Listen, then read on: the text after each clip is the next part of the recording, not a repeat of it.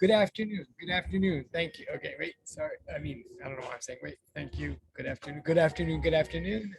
Hello. Hello. Okay, hold on. You guys are way ahead of me, which is awesome. Hang on. Hello. Hello.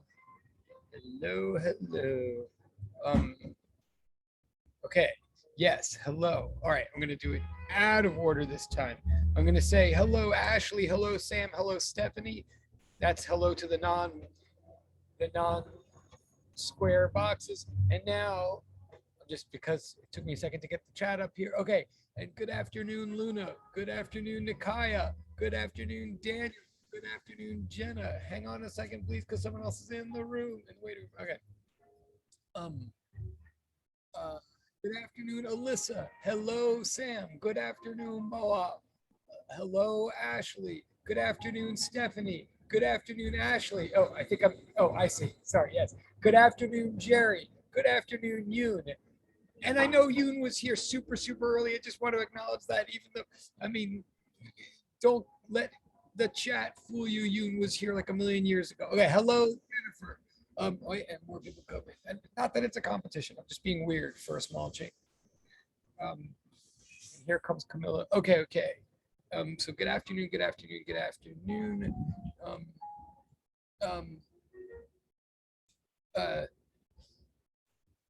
Okay. Oh, and more people coming. Okay, so good afternoon, Camilla. Good to see. A double good afternoon to Camilla for not having a black square. Not that there's any shame in having a black square, so I shouldn't put it that way actually. But oh, and here comes also. And I'm sorry. Good afternoon is what I mean to say to Camilla. Okay. And good afternoon, Mariam. Thank you for saying so. And I'm probably still mispronouncing some people's names, and they can quietly tell me that, or they don't have to be quiet about it. Okay, okay. All right, yes, hello, everybody. You are all way on top of the homework. Hopefully I'm on top of your homework. There is a new assignment posted, but you'll note, so a new assignment was posted as of this morning, but please note it's not due. It's due like a week from today. That is, it's not due the next class. It's due in 2 classes, so we'll have time to discuss it before then or stuff like that. And there's and then there will be a midterm, but it's not in our immediate future. Believe me, there'll be plenty of warning and a practice test before we get there. It's like not next week or something like that. It won't sneak up. Well, it might sneak up. I mean, okay, I guess if you want to plan, sorry, I don't want to get into this now. I don't even know why I am. I always walk right into the mud that I don't want to. I'm not even going to get to it. Essentially 3 weeks from now, you should assume, like 3 Thursdays from now, you could assume that we would probably post a midterm exam. But if you're trying to plan, all right, I'll just say this. Yeah, I don't want to get all into this just because I know people are trying to plan and have lives and so forth. Today's the 19th, so today's the 21st. So not the 28th. God, I can't even believe this is not the topic. No one even asked. I don't even know why I'm doing this. Ugh, I'm just trying to be responsible. All right, hold on a second. I'll just say.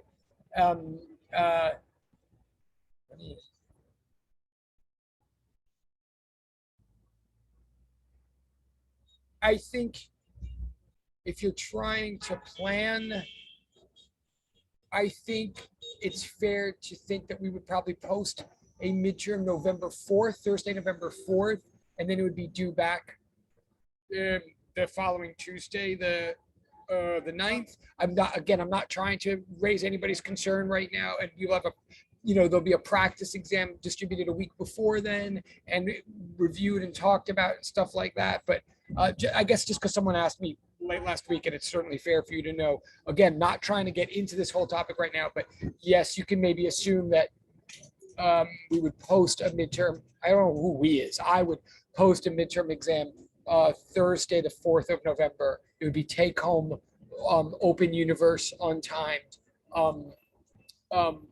preceded by a practice exam, you know, an ungraded, just for review purposes, practice document.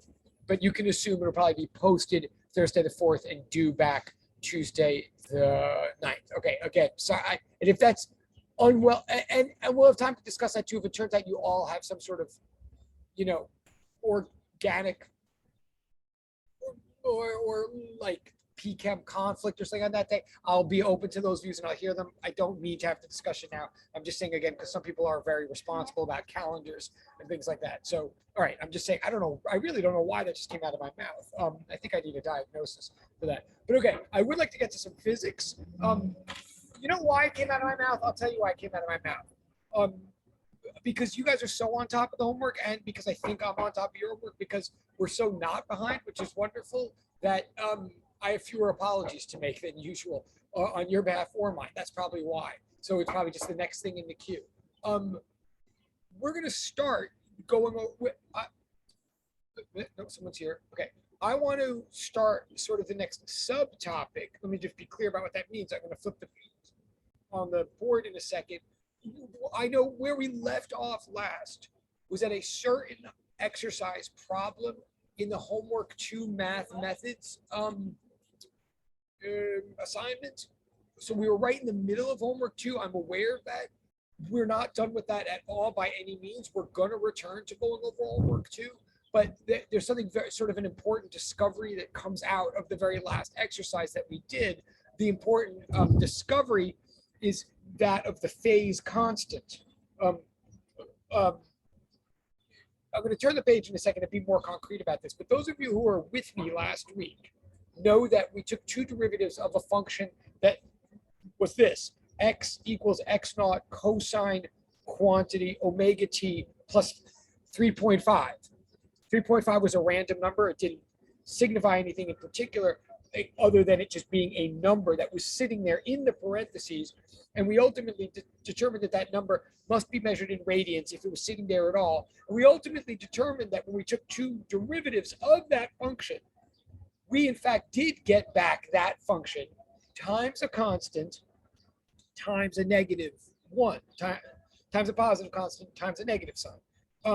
Meaning that we found out that that function did in fact satisfy the differential equation for harmonic oscillation. So what I'm going to turn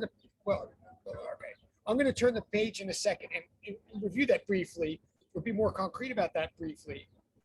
But there's a lot, but that's an important insight that solutions to general solution that the solution to the harmonic oscillation differential equation that we've been working with up until this point is just a particular solution, that there are more general solutions than that, and that there's a broader way to describe harmonic oscillation. And that's the discovery from last time. I'm getting myself all. And I want to deal with, there are many implications of that discovery. So today we're going to deal with one of the big implications of that discovery. One of the implications is what's written in the middle of the board right here and now. So we're going to go off, we're not going to continue going over homework 2 today. We will return to it. We're not going to be pounding through those exercises today. We're going to, it's sort of more lecture-y today. That of course does mean if you've never done homework 2, there's still really can and should do it. It means also that if you weren't here in class last week or for whatever reason, you should watch the video from last week to make sure you see what point we reached. Otherwise, today is going to be a little bit abstract, perhaps. The thing that it says in the middle of the board right now is what I want to get to today, to be as clear as I can, and I'm already being very unclear. I don't know what my problem is. Well, I mean, is there a doctor in the house? I mean, I do know my problems. I just don't know how it relates to you. What's in the middle of the board is what we have to get to today. That is already more abstract and more general than anything we said last week. I don't want you to think, I'm not saying that what's in the middle of the board is what we concluded last class. I'm going to turn the page and remind you and review briefly for a second what I think we concluded last class, but then I'm going to use that to get to this conclusion right here.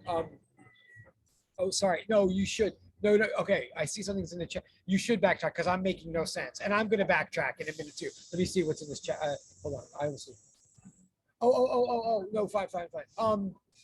Mariam's question of, and sorry, I always say, tell me privately or publicly what I would say. I never say Mariam or Miriam. I don't know what my problem is. I feel like I'm forgetting everything and starting all over today. But, Miriam. I'm sorry. Say Miriam. Miriam. I'm so sorry. Okay, Miriam. Like that should be easier to remember. Like, Yeah. Yeah. Sorry. Okay. Miriam is asking, and no apologies for you. I mean, you shouldn't be apologizing. Yes. Well, what I definitely did say was November about the midterm. So Miriam's just asking for clarification about the midterm because I'm babbling all over the place. To clarify, it is definitely what I said. I definitely did say November 4th.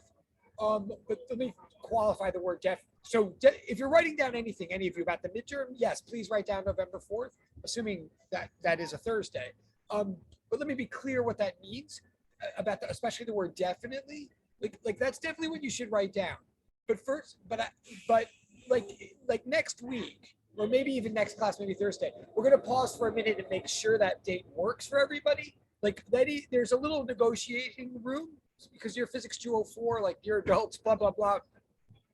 So it's definitely what I'm saying, but because I don't want to spend today's class dealing with it, I just want to acknowledge that in a certain class, like next class or the one after, I will be willing to hear from the group, whether you all as a group have a conflict with that day, or as a group you prefer it to be a week later or something, or as a group if you feel like that's too close to Christmas or something, so there's a little negotiating room. But yeah, that is definitely what I'm saying. Also, it's just possible that I forgot something, like one of you might tell me, we don't even have school that day, Aberman. So, but that's definitely what I'm saying. You should definitely write it down for now. But also, as long as Miriam is asking, let me remind everybody, especially if you've never had it before, when I say the midterm is a certain day, that means that's the day it's posted. It is a take-home exam no matter what.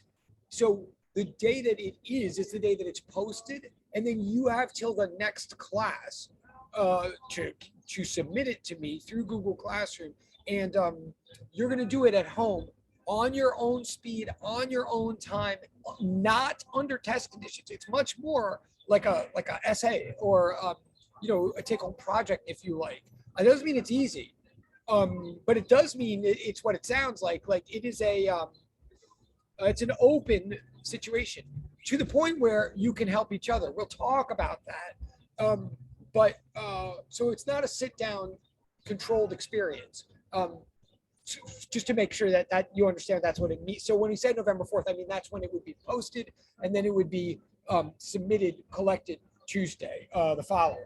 So let me know, Miriam or anybody else, if at least, and again, I'm talking out of two sides of my mouth. It makes no sense. I'm saying this so that you know, so because people like Miriam apparently are responsible and want to know. I'm not trying to open it up for discussion right now, but I'm just giving you a heads up.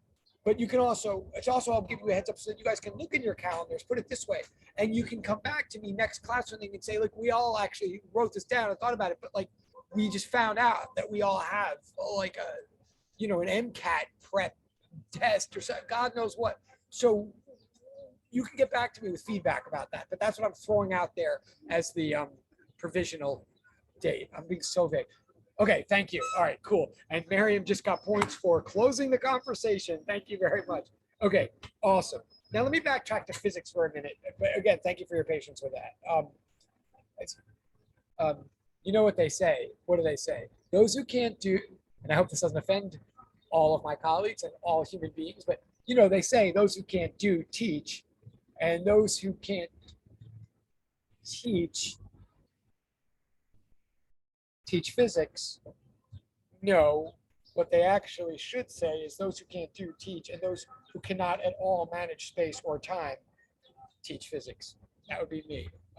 Okay, hang on. So um, I literally get more jittery around any concept of the calendar than I do any like second order differential equation, and that tells you something about my life. All right, we are going to turn the page here. I'm going to back up. I'm going to get to physics now. I'm going to remind you very briefly, I hope, what I said at the end of last class about phi, the phase constant. That's what I feel like what we concluded at the end of last class was the existence and meaning of this thing called phi, the phase constant. I'm not going to go through the whole thing again, but I'm going to briefly summarize it now. But again, it all comes from that exercise in homework 2. I think it was problem number 4. I'm not sure where. Well, I'll show you right now. So this is a brief review. Oops.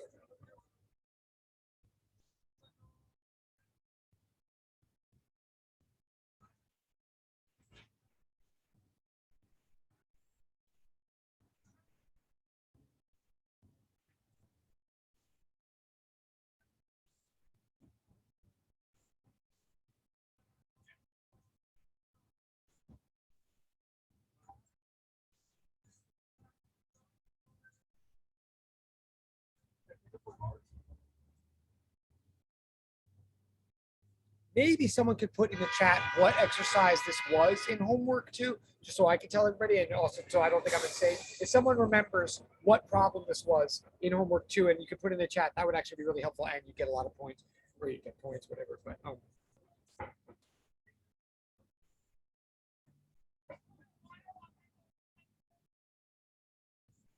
about the next?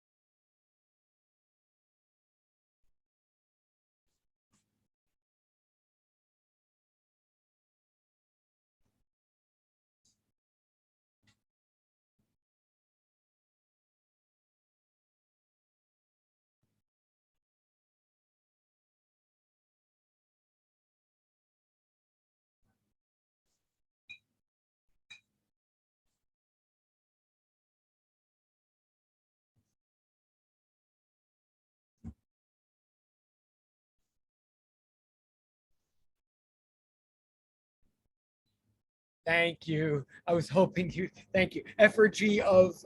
Great. Thank you. Yeah. Oh, yeah. I think you're right. It was F or G. You're right. Of maybe a problem. G. Okay, great. Thank you guys. You're totally both getting points for that. Okay, G of maybe problem 3. Does that sound right? G of problem 3 or F? Okay. All right. Well, you're definitely showing you're paying attention. I definitely appreciate it. Maybe I'll put it on hold in a second. I do appreciate it. Wait, all right, I'm gonna pull it up just so we all know what we're talking about here.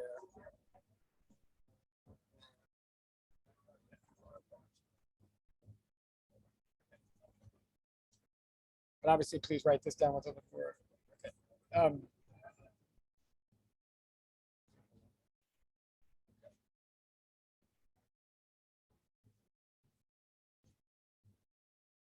okay. While we're finding out like what exact exercise it was, whatever exercise it was, which we'll find out in a second, in the homework itself, there was numbers. It was like x equals x naught cosine omega t plus 3.5.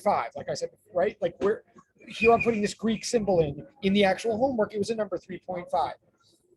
Um, and then in the homework, it asks you to take the function and differentiate it twice. Okay, and I'm going to do that now super quickly to show you. Well, but then what I'm doing now to move us along is I'm going straight to. We found out something that happened when there was that number 3.5 in the parentheses. Well, here we go. Here.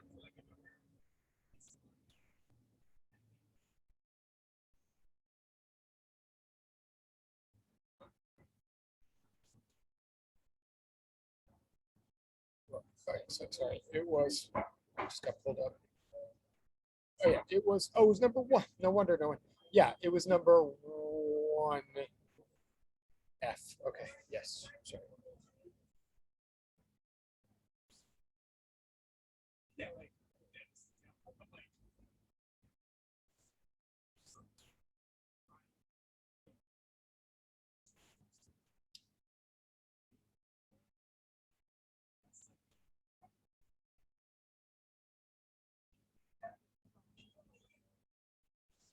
Okay, so this is number 1F, and what we found. So in the original, so you should consult if you have it with you. The original problem looked exactly like what I just wrote, except instead of that Greek letter, there was the number 3.5. And what we found was that when we took one derivative, we got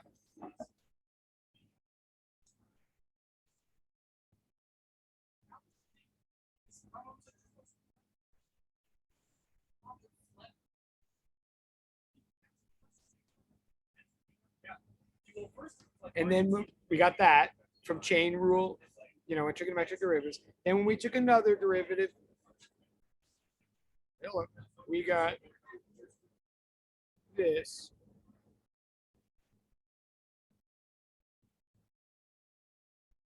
Right? The key point that I sort of over belabored last time was that, the omega does come out from chain rule, but that phi, whatever that 3.5 or whatever that number is in the parentheses, the one that which clearly must be measured in radians, we said it doesn't come out from chain rule because it's a constant. The derivative of a constant is 0, right? So we found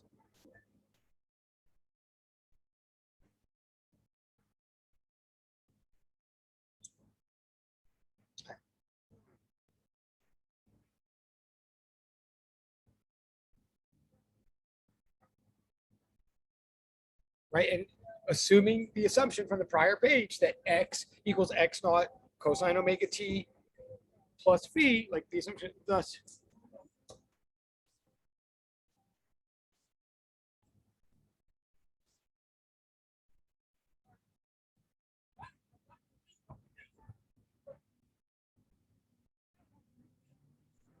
Right. So what we said, okay, so what we said last time, again, we did it with the number 3.5, but there was nothing special about the number 3.5. It was just a number measured in radians.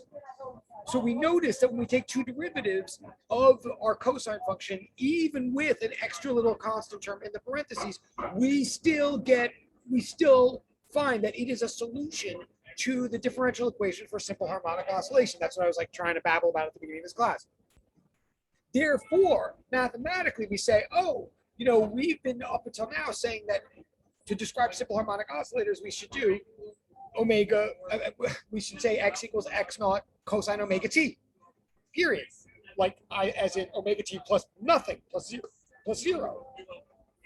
Now what we're finding is, oh, you know what? Even if you stick in a non-zero number, we don't have to assume that the additive term in the parentheses is a 0. It could actually be any number, and the differentiation still works, and we still satisfy the original differential equation. So we still have a simple harmonic oscillator. Like that's mathematically what we said last time. So physically, what we said at the end of last time is, oh, the fact that we could stick any non-zero number into the parentheses here, any non-zero number measured in radians, must mean something physically. And it does. We said from now on, whatever that extra number is in the parentheses, like from now on, we're going to acknowledge the possibility of an extra number, an extra constant term in that parentheses. From now on, we're going to say that our solution to the harmonic oscillator is more general than we thought last week. Like last week, we thought, oh, our solution, which works, is cosine omega t. Now we're saying, yes, that does work, but that's not the only thing that works. When we say cosine omega t, what we're really tacitly saying is cosine omega t plus 0. Now we're acknowledging it doesn't have to be 0. So we have a more general solution. We have a more general form for all the different possible solutions that satisfy harmonic oscillation. So from now on, we're going to write it as cosine omega t plus phi, where phi is this lowercase Greek letter that just stands for this constant measured in radians. And what we said last time is that the significance of that phi is it's like a head start or a delay. I mean, it could be plus or minus, actually, I should say. That phi could be plus or minus. I mean, you could add it or subtract it and it still won't affect it. It'll still work. So that, depending on whether it's a plus or a minus, that number of radians is like a head start or a delay of the oscillator measured in radians, meaning measured in portions of a cycle. So that phi term is a head start or a delay with respect to cycles. It's like how far into the cycle we started our stopwatch, right? We know, right? Again, this is what we said last time. I'm just trying to, put it together again.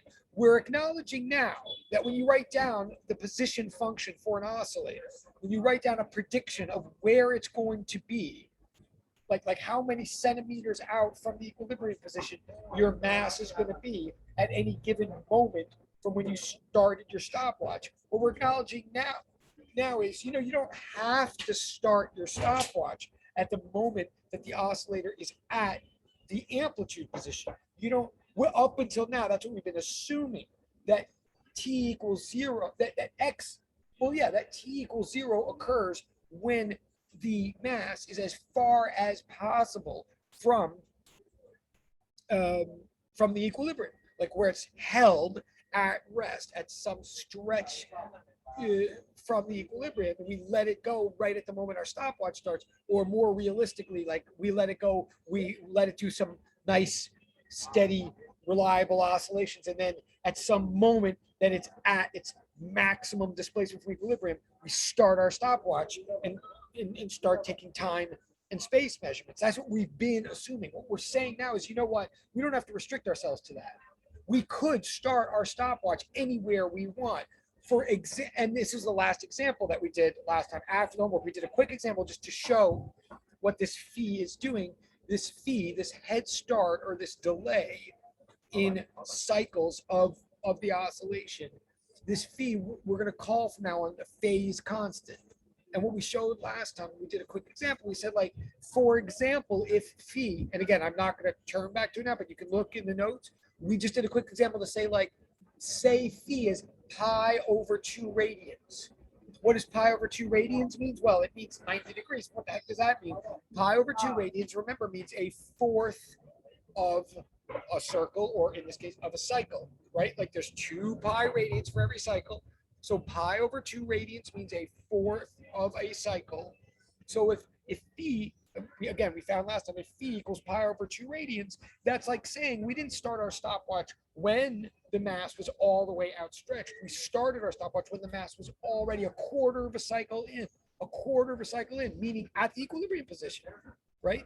So it's and so if we solve for x at t equals 0, we wouldn't get x naught, we would get 0. I said that a little bit fast, but again, it's in their last page of notes from last time.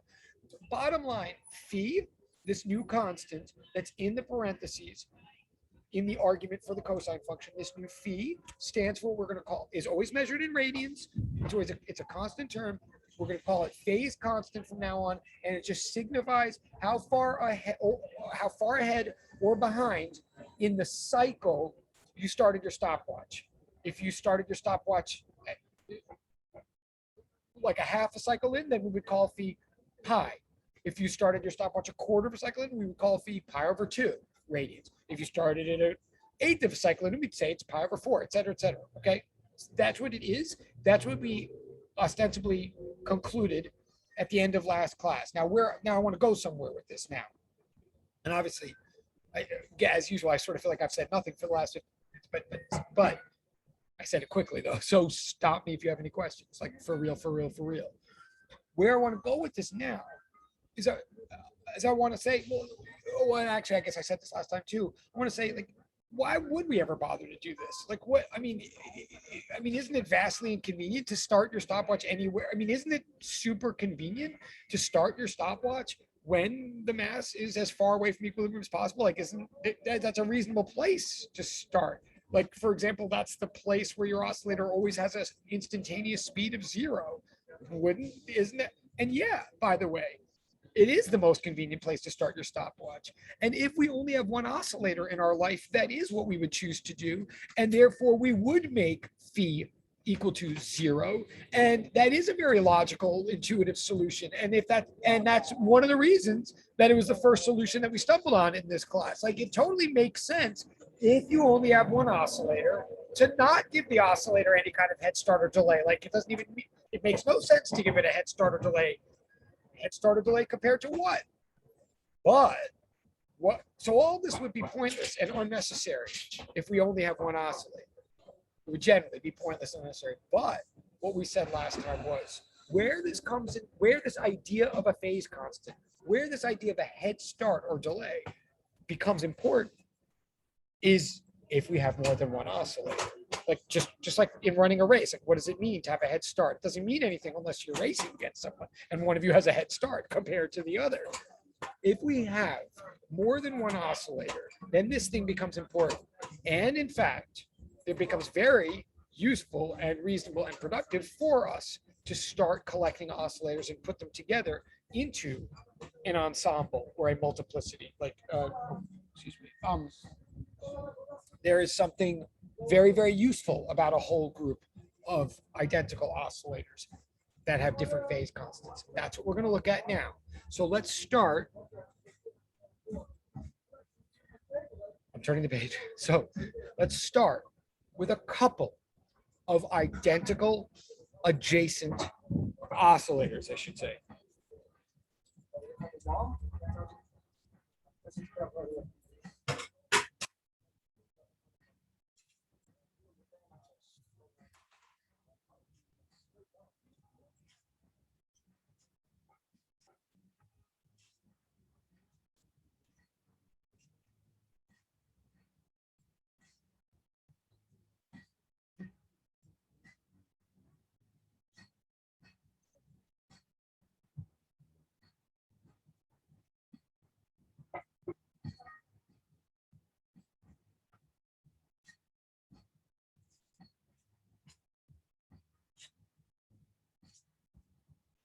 Let's picture a couple of vertical oscillators, a couple of oscillators that are going to oscillate along the y-axis.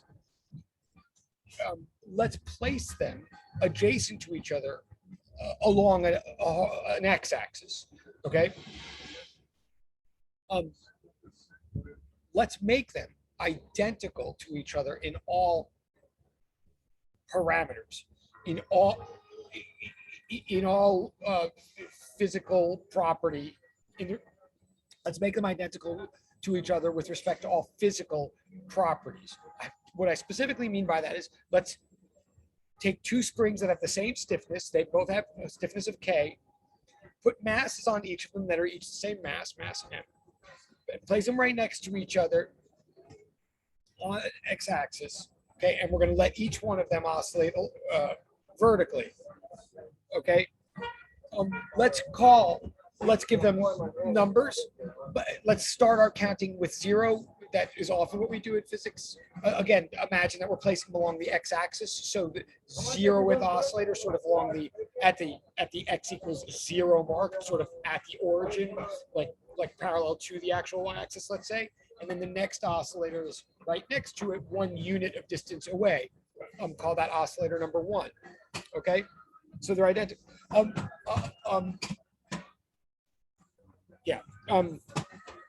Okay, now they're identical in all respects, but let's start them out of phase with each other, right? Let's, in other words, either start them from different positions. Like, for example, let's start them from different positions in the cycle, like,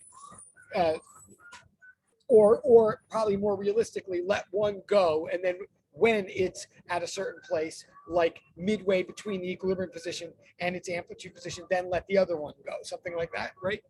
So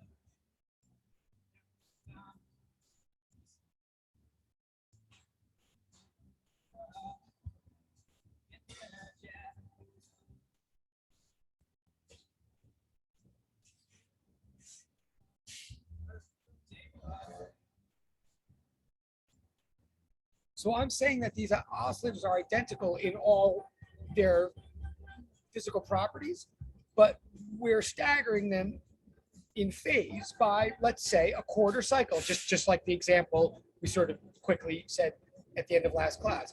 We're going to stagger them in phase by a quarter cycle, meaning that when one is all the way at its when one is all the way at its amplitude position, the other is at equilibrium. Then when one is at equilibrium, the other one is at the other side amplitude position, like the negative, right? And vice, et cetera, et cetera. Oh, sorry. Let me see the chat.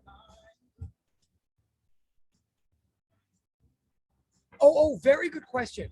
By the way, great question. Okay, so Sam just asked, and well, Sam just asked if I'm doing that, if I'm staggering them by pi over 2, by a quarter cycle, by pi over 2 radians, couldn't I just write one as cosine and the other sine? That's a great observation. The answer is totally yes.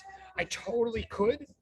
And if that were the end of this example, or if this specific example were meant to be literally only about 2 oscillators and was always meant to be about a pi over 2 phase shift, then that would probably be the smartest thing to do. I mean, what Sam's saying, can I write one as cosine, the other sine? Absolutely, I could, because the only difference between cosine and sine is a pi over 2 phase shift. And I like pi over 2 phase shifts because I think it's easy to picture, like that one is at equilibrium and the other's at an amplitude. But maybe what Sam just pointed out, maybe the exact reason that maybe pi over 2 isn't the best example for me to use. Because what I ultimately want to say is, yes, I could do what Sam is saying, but I'm going to make a point here that I want to use this as a clear example that we can picture, but I ultimately want to use this as an example to generalize, to make a larger general point. And the larger general point I'm ultimately going to make, I don't want only to be true of pi over 2. Like, I'm going to use pi over 2 as an example, but anything I'm going to say about this, I want to be true of any phase shift you can imagine. Pi over 2, pi over 4, pi over 3, pi over 16, or even some like bizarro number. Also, to be honest, I'm ultimately going to generalize this example to not just 2 oscillators, but a whole bunch of them. So ultimately, it won't be that convenient. Like, if I make one cosine, the other sine, I'm not quite sure what I'm going to do with the rest of them. And if I did anything other than pi over 2 as my example, then I'm not quite sure. I could easily just do cosine and sine. So what Sam is saying is absolutely right and totally shows she's clearly gets. And if anybody of you were thinking that, then you clearly do get what I'm saying. But I'm not going to do that just because I actually want to get more general than this, if that makes sense. I hope that makes sense. Oh, cool. All right, cool thing. And by the way, as long as we have this momentary like meeting of the minds, can I also just ask Sam can I ask anybody but Sam, because clearly Sam is paying attention. So with all due respect, of course, she just got tons of points and yada, yada, yada. But if there's anybody else in the room that actually could put in the chat, either privately or publicly, what the very last lab you did was, I would love to have that in the back of my mind. I'm assuming I know where you are in lab, but I want to make sure I'm not crazy. So if you could just put in the chat, or private or public, just what the very last lab you did was, that would help me a lot as I proceed to talk about this. Okay, great, thank you. Okay, perfect. Got it. Okay. Thank you. Thank you. And that's points for you, private chat person, you. Okay. All right. So, and that was what I was hoping. Oh, so good. So at some point by the end of today, you're going to see how this relates to the lab that you're in the middle of right now. But anyway, all right. So I've got these 2 oscillators, right? They're identical in all respects. Oh, notice. And I'm assuming that their amplitude is the same. Like, even though they're reaching amplitude points at different times, I'm assuming that what the amplitude place is the same just by design, just because I'm making it that way. But I'm also assuming their omegas are the same. It's omegas are the same because remember, like omega. Just change the color. Remember that omega does equal square root of k over m, right? I mean, and that's specifically true for a mass on a spring. But one thing that hopefully we learned a couple of weeks ago is, like, even if we were dealing with pendulums here or any other kind of oscillator you can imagine, remember that the angular frequency of an oscillator is fully determined by its parameters, by its physical measurable properties. So the minute I said these 2 oscillators had the same physical properties, in this case, the same mass, the same K, that does actually mean that they would oscillate at the same rate, right? So I am believing that the omegas here are the same. It's not like omega 0 and omega 1. It's omega and omega. Same thing with the A's. I'm making them the same by design, right? The only difference between these two oscillators is that they're out of phase by pi over 2. So I can write each one. I can write each one as a separate equation. For the for the 0th oscillator, y sub 0 equals a cosine omega t plus 0. And the other one, y sub 1, is equal a cosine omega t plus pi over 2, right? Okay. Now, let's say I add another one, another oscillator to this, right? Let's just generalize a little further. So I put another one on the same x-axis and say an equidistant away from the first one. So like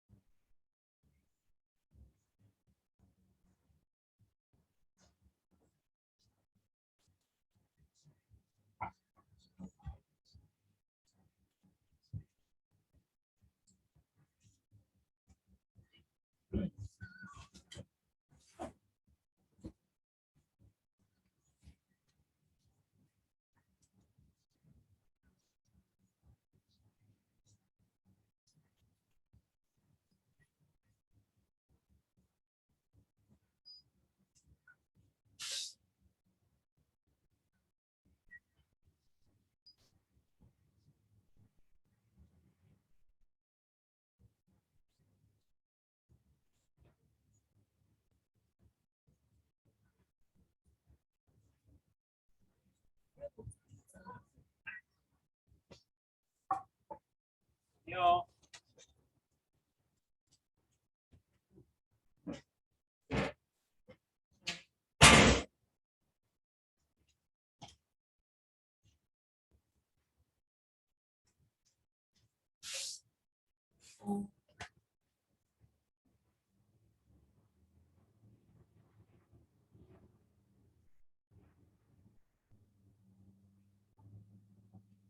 So we're gonna add a bunch more oscillators now. Okay, I'm gonna try to draw some. My drawing is gonna get stupid, as you can imagine. But what just imagine, just like we took the first two oscillators and we placed them a certain distance apart on the x-axis, right? We're going to keep adding oscillators now.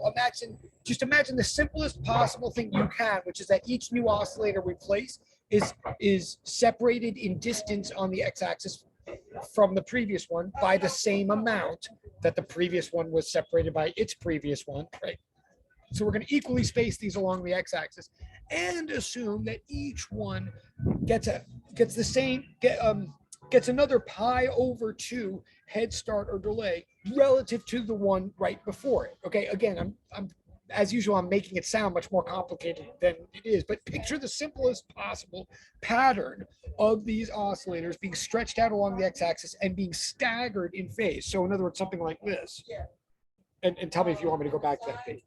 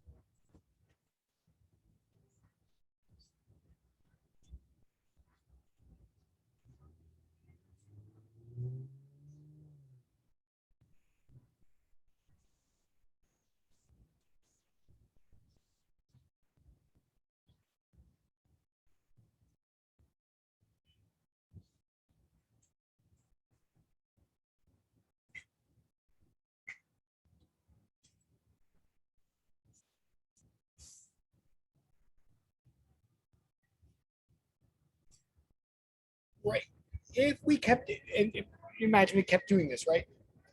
And please do write this down, even if hopefully in a way what I'm saying is obvious in a way, but please do write it down because I'm trying to ultimately show a pattern here. Notice if we set up the oscillators in this kind of pattern, and my oscillators are going down and then up because I happen to have chosen pi over 2 as my step, my phase step, so to speak, right? So that's a pretty big chunk. That's a quarter of a cycle. So it's like if the first one's at amplitude and then the next one's at equilibrium and then the next one's at like negative amplitude, then the next one has to be at equilibrium and the next one at, right, because I picked pi over 2. I mean, if I picked a much smaller thing like pi over 16, you can imagine that the oscillators would go down for a much longer time before they start coming up. I don't know if that makes sense, but anyway, if you look at my picture, if that's the way we physically set up these oscillators, the requirement again being that they're all identical in their properties and they're equally spaced along the x-axis, but they're also equally staggered in phase, right? Like that's what we're trying to do physically. Then each one of these individual oscillators could be described by an equation that was very similar to the next one. All the equations would just differ only in phase constant by pi over 2. And you might be starting to see now why I called that first oscillator the zeroth oscillator, because there's a very clear pattern in these equations, right? I mean, in effect, what we have here is like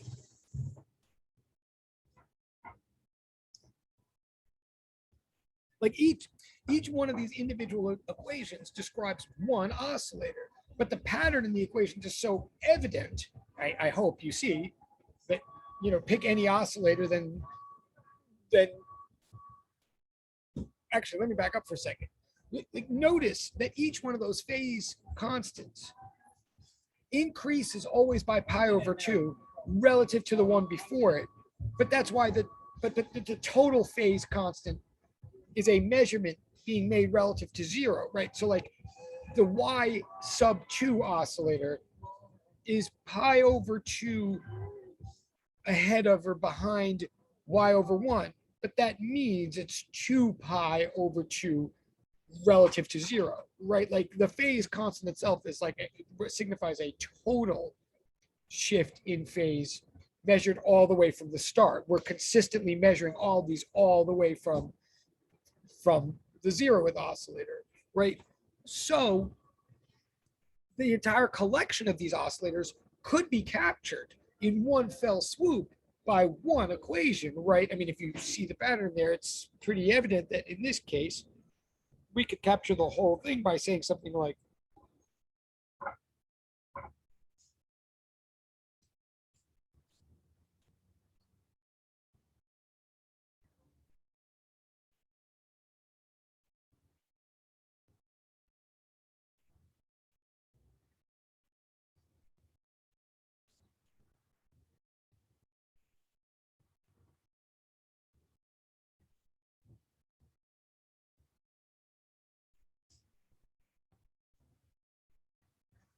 right, like, you name the oscillator. I mean, I think it's pretty straightforward. You name which oscillator you're talking about, and I can name the equation right away. Just if you're if you're naming the 5th oscillator, then the equation is a cosine omega t plus 5 pi over 2. If you're naming the 17th oscillator, then its equation is y sub 17 equals a cosine omega t plus 17 times pi over 2, right? Like almost duh, I think. Almost, although I should say, stop me if it doesn't make sense. So why is that a big deal? Well, that itself is not such a big deal. But now, like N stands for the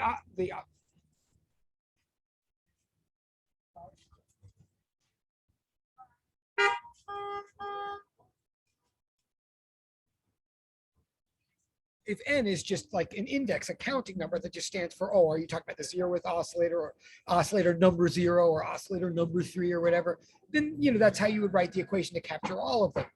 But remember the other restriction we said, and what's hopefully evident in the picture, we don't just have a bunch of oscillators that we're counting here. We have a bunch of oscillators that are equally spaced along an axis known as x, right? Like it's not like in other words, the 0th oscillator we said was called 0 partly because it's right on the y-axis. It's right at the position x equals 0. The first oscillator is some unit away. Say it's 1 meter away or 1 centimeter away or one whatever away. It's 1 unit of distance away. And then the second oscillator is 2 units of distance away from zero, right? They're all supposedly equally spaced along the x-axis. So we can do a step better than this equation. We could be even more specific.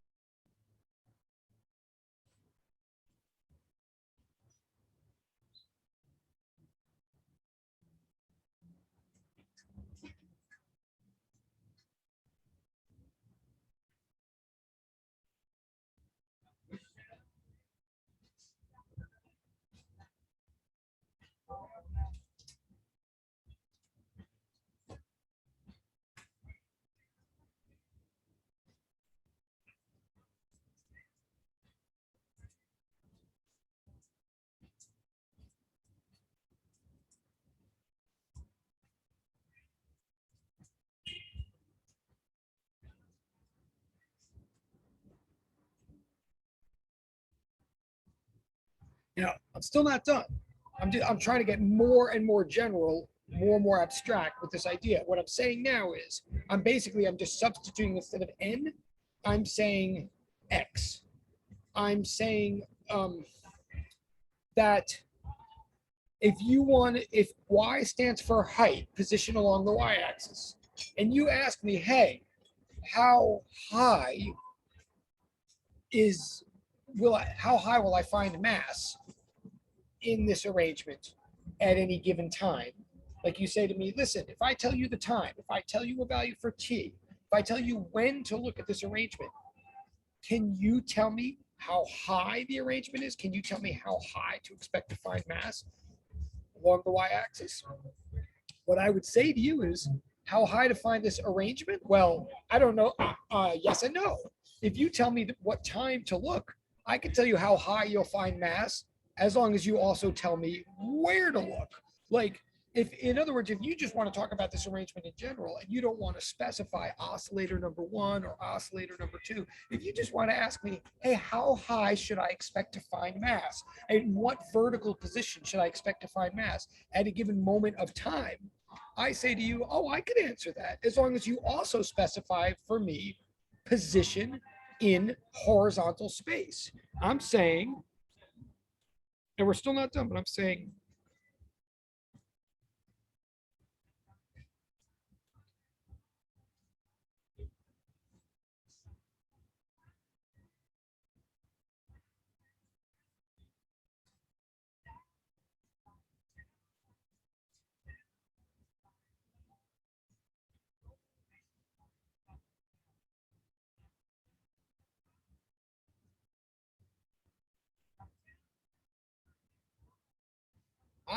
now we seem to be building an arrangement here. Like, we took a whole bunch of oscillators, a whole bunch of vertical oscillators, vertical identical oscillators. We laid them out along a horizontal axis. We're starting to create an arrangement.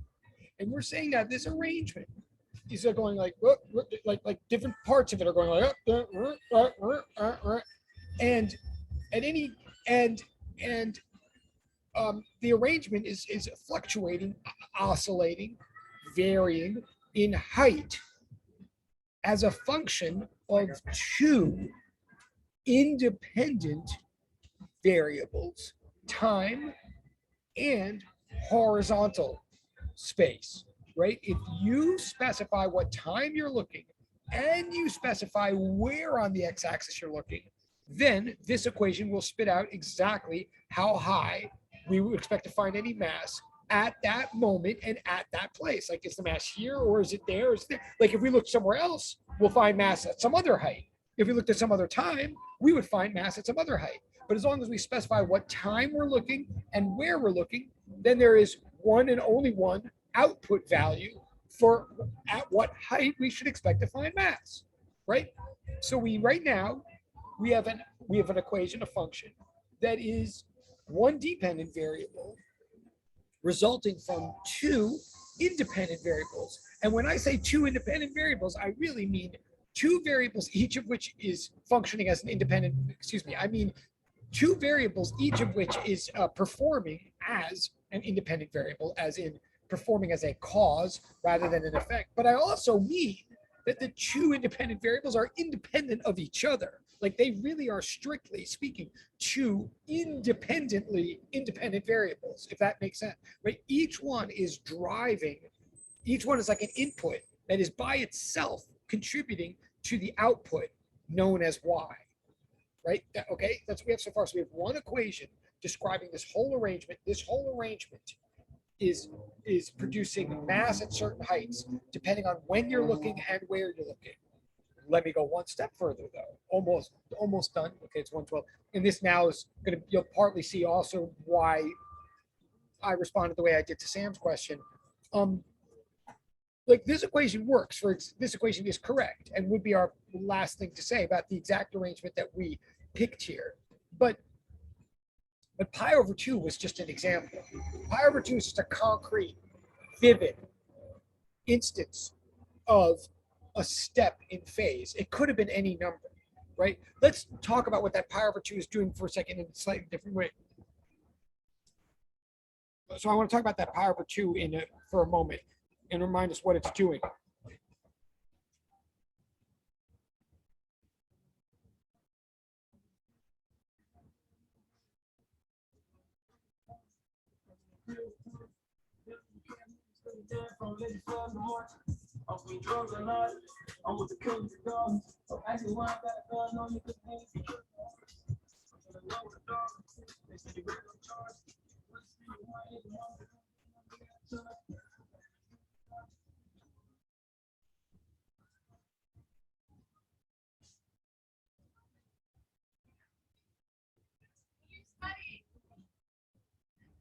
Oh, me? Oh, I'm teaching physics. Sorry, I'm teaching physics. Well, I'm in the, it's a Zoom class. They're learning. I'm teaching. I'm in the middle of teaching a physics class on Zoom. I'm like, this is. So you're teaching a class? Yeah. You're a genius. No. I'm just paid. No. You're good at math. Yes. If someone's not good at math, then what part of the brain is that that's not good at math? There's a creative part. I'm more of a creative side. Oh, I hear you. Right brain, left brain, you're talking about? I hear you. So the right brain is. I think it's logic and reason. Sounds right. I'm not even sure. The left side is creativity. Probably. Sounds right.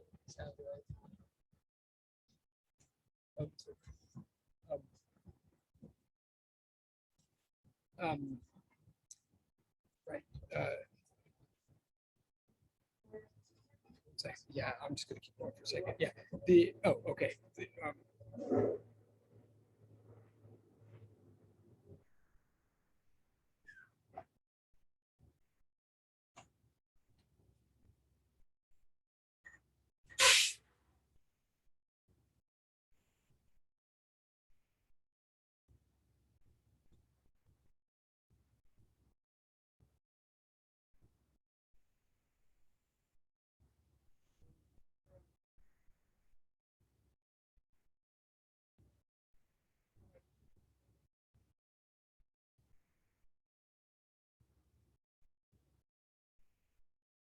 Okay, so yeah, I'm just gonna ignore that for a second. Sorry.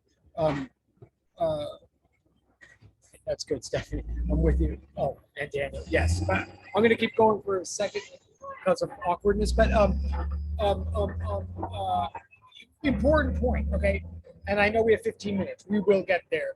I want like the pi over 2, the way it's functioning out. If you look back at the equation, pi over 2 is multiplying the x. And that's being together added to omega over t, right? So we just want to be clear that pi over 2 was like the additional amount by which each phase constant increased, right?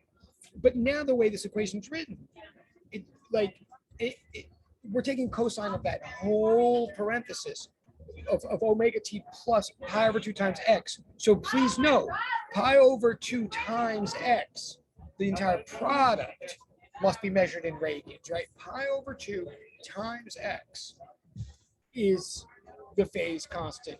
Again, as in for the very zeroth oscillator, it was pi over 2 times 0, so the phase constant was 0 radians.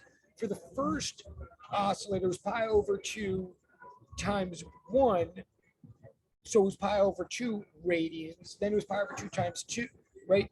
So, and x, please note that x is always measured in meters. X is measured in meters. So the pi over 2 is doing something a little bit interesting here. Pi over 2 is the amount by which we are increasing each oscillator's phase per each additional meter that we've placed in, right? In other words, I mean, if you're thinking, well, in other words, I'm saying,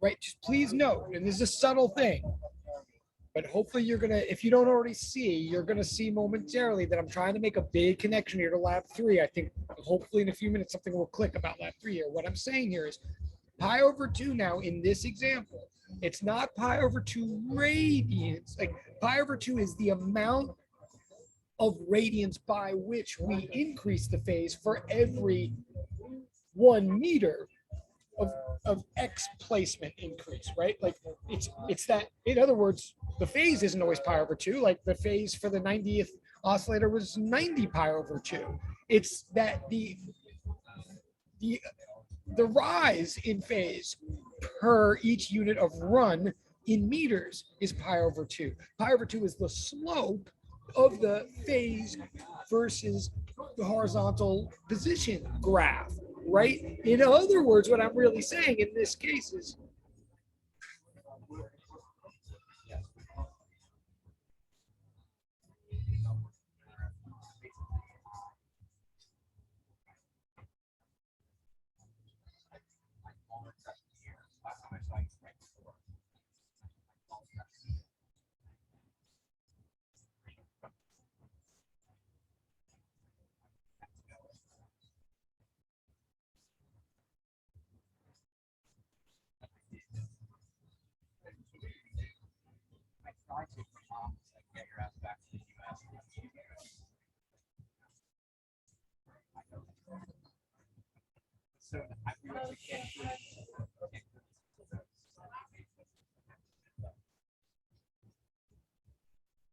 what I'm taking a long time to explain is that the units of pi over 2 in this example that we're doing, right? And pi over 2 is just an example, but it's a vivid one.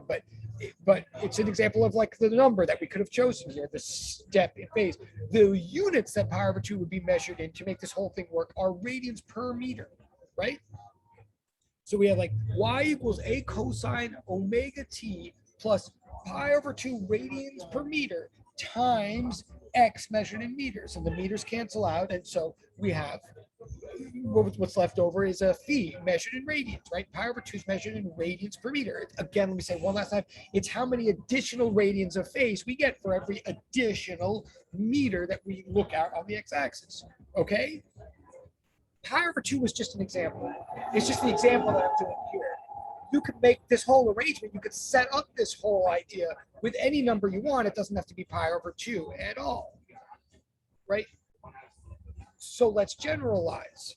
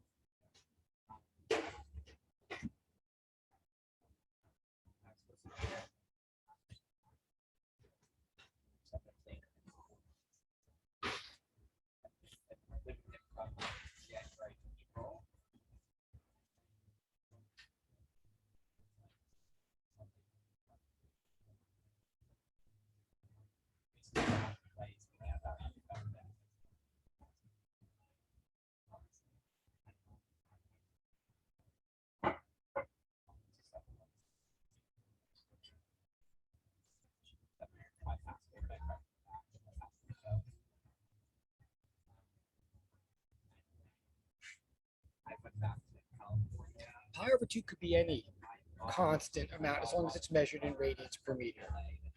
Let's call this number a letter. Let's call it K. Super annoying because we already have a K. That means the K in Hooke's constant. I know that. I mean, Hooke's law. Super annoying, but just the way it is. So I'm going to put serifs on this K to distinguish it from the other K. Or you can put it in lowercase, whatever. But let's call this number K. And I'm going to call it from now on the angular wave number. I'm going to say from now on, if we ever have a whole bunch of oscillators, and I see the time, we have 6 minutes, I'm saying from now on, if we want to generalize this arrangement, if you put a whole bunch of, say, identical vertical oscillators, arrange them in equal spaces along a horizontal axis, and set them up so that they are staggered in phase by a constant amount, call that constant amount of phase staggering K, measuring rate, call it K, call the angular frequency omega, then the entire situation can be captured by one equation, which might be familiar.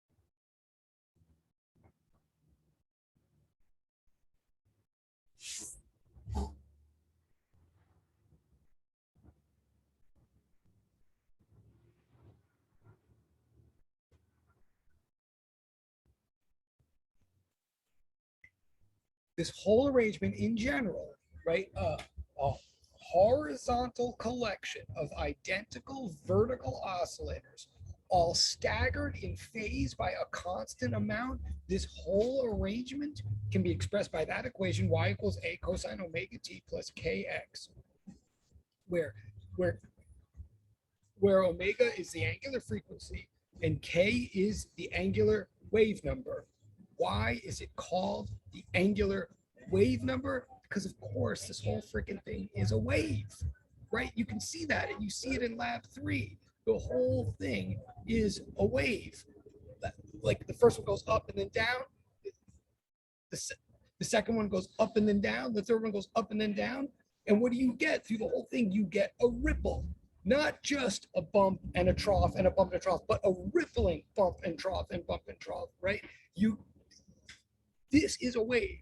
This is on a molecular level, on an atomic level, on a mathematical level, in a conceptual level. These are the ingredients that make a pulse propagate from left to right along the x-axis. Is a bunch of objects, each of which is moving only in a tiny neighborhood along the y-axis, but doing it in a pattern that is identical in time to the pattern of the whole thing stretched out in space. This is a wave. This is a wave pulse. That k is the angular wave number. K is to space as omega is to time, right? Omega is measured in radians per second. K is measured in radians per meter. That's the K from your lab 3. This is the position and time function for a wave pulse. It's one dependent variable spat out by 2 independent variables. I'm going to pause for a second.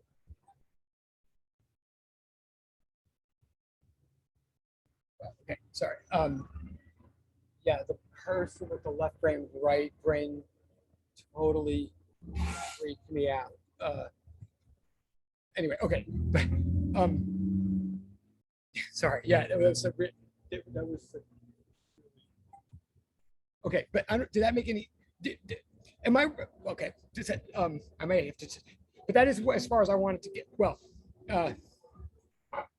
yeah. That luckily that is a conclusion I wanted to get to. But I think it just okay. I'm gonna yeah. Is there any questions? I'm gonna stop here. Oh my god. Okay. Yeah, I don't know if you know, but the left brain, right brain person came over and hovered again right when I was anyway. All right. Anyway, that's the conclusion. Are we thank you very much. Thank you all very much. I'm gonna turn off the recording. I'm gonna pause and sit here in case there's any questions at all. But if not, oh wow. Yeah, no, I'm not. Thank you. I am weirded out, and I think I did I'm not, but thank you. But I'm definitely weirded out. But yes, I'm done. And if you guys are good, have a good one. We'll pick up on Thursday. But if there's any questions, especially because I think I became so incoherent, if there's any, thank you. Yes, you too. But if you have any questions, I'm still here. Okay. Bye. You too. Thank you.